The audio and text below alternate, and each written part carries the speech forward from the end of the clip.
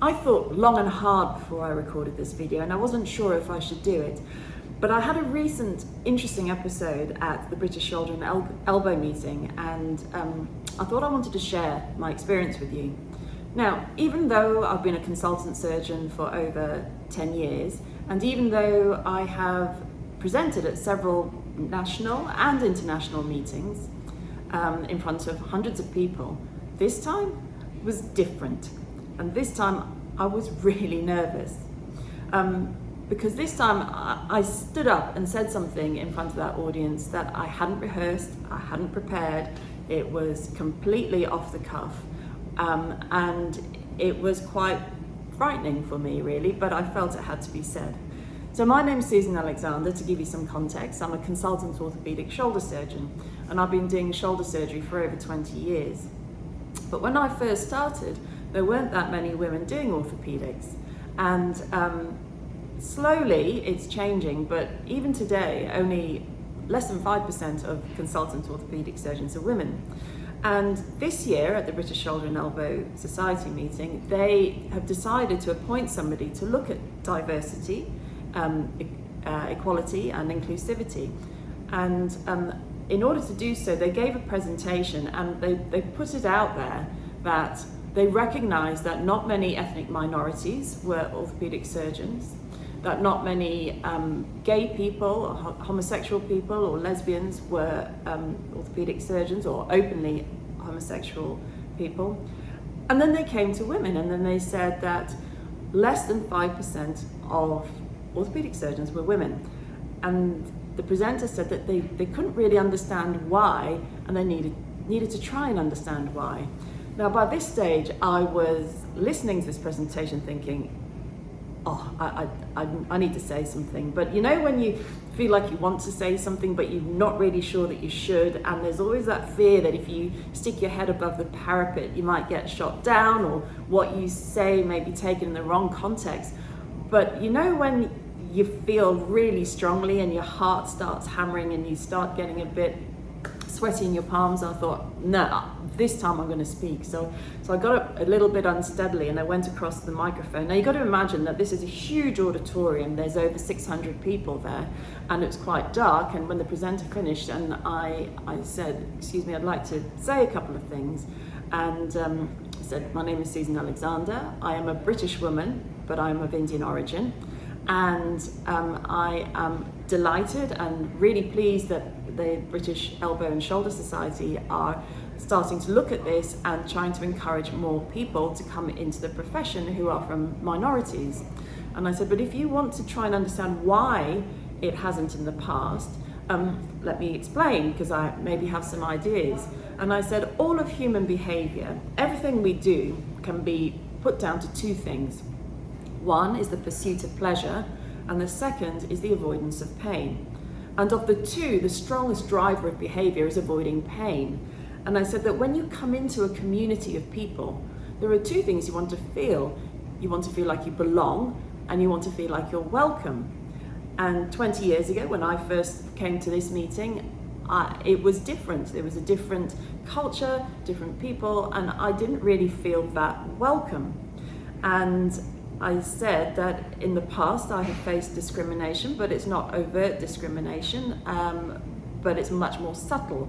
And I also explained that my father was an immigrant to this country, and obviously Indian, and he experienced discrimination at several periods throughout his career. So I've seen it from different sides. But it's great that the times are changing, and it's great that people are being encouraged.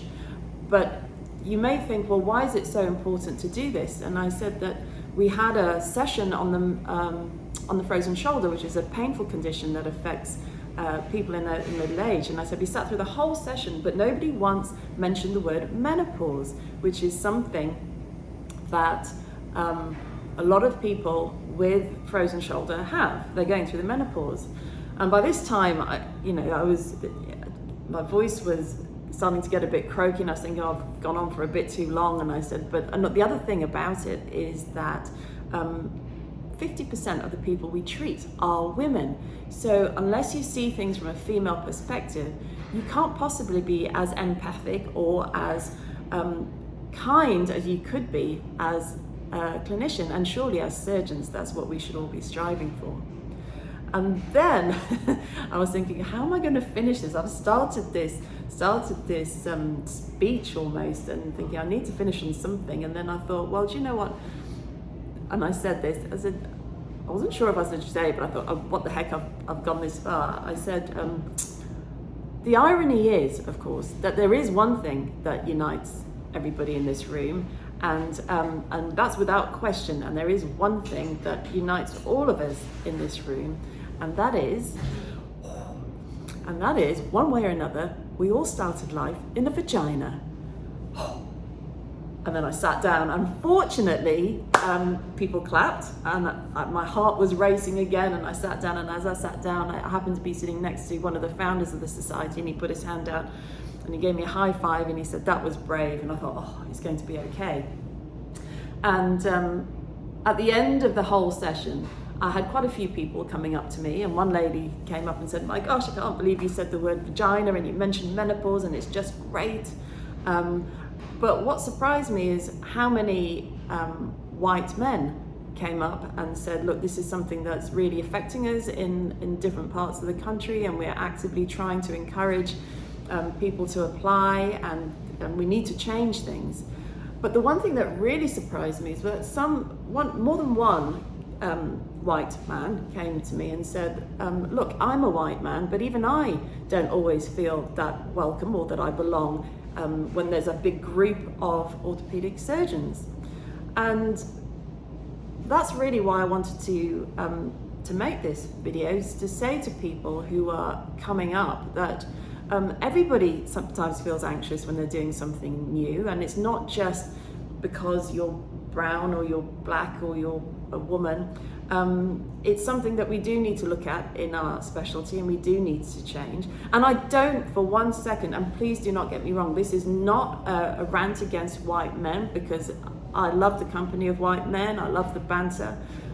This is not a rant of only white people are prejudiced, because it's certainly not the case. Every culture across the world has prejudice as part of their society. It seems to be an innate human behavior to want to feel welcome, but want to feel part of a group, but in doing so sometimes you exclude other people. So this could be either on the basis of color or race, or even what football team you support, or religion. You know, there's always a reason to find a difference. But I also think that playing the sort of getting into the mindset of victimhood, and by that I mean, you know, poor me, pity me, I can't do this because I'm a woman, or I can't do this because I'm not gone to the right school. And it's easy to get into that trap, and don't let those factors dictate how you show up, because the only person that's going to affect is yourself. So if you are considering this career, dig deep, find out have a good think about what your skill sets are, because find out what your qualities are, and then build on them, because what we need is a fresh influx of people with all ranges, all abilities, all types of personalities. And there has never been a better time if you are considering a career in orthopedics if you're a woman. It's a great profession. I've treated some incredible people, and you make people better, and that's a real privilege to be able to do so. So I made this video because I want to speak to you, to tell you and encourage you to apply. Just do it, just try it. And the profession now, they want you. In fact, they don't want you, we actually need you. So this is your opportunity, come and grab it.